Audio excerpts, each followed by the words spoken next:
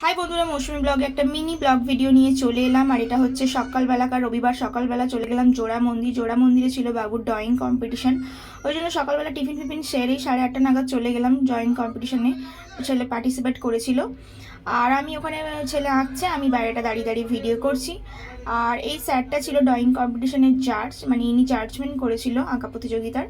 বাবু হয়েছিল থার্ড। ওই দিনে দিয়েছিল সার্টিফিকেট, আর 15ই আগস্টের দিন দেবে প্রাইজ। আর তারপর ড্রয়িং কম্পিটিশান শেষ হয়ে যেতে ঘরে চলে এলাম। ঘরে এসে দেখলাম আমার শাশুড়ি মা ভাত মুটি মাছ ভাজা করে রেখেছিল, মাংসটাও ম্যারিনেট করে রেখেছিল। আমি শুধু এসে স্টোভে মাংসটা করলাম।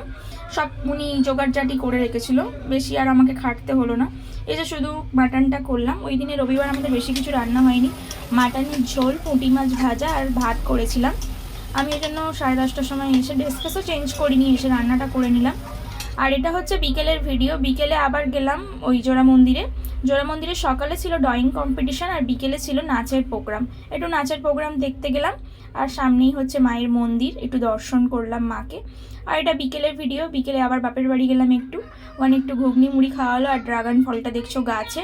আর এদিকে বোন কেক বানাচ্ছে, কেকের একটা অর্ডার ছিল। এইভাবেই কাটলো রবিবার দিনটা। ভালো লাগলে ভিডিওটা লাইক করো, কমেন্ট করো, সাবস্ক্রাইব করো।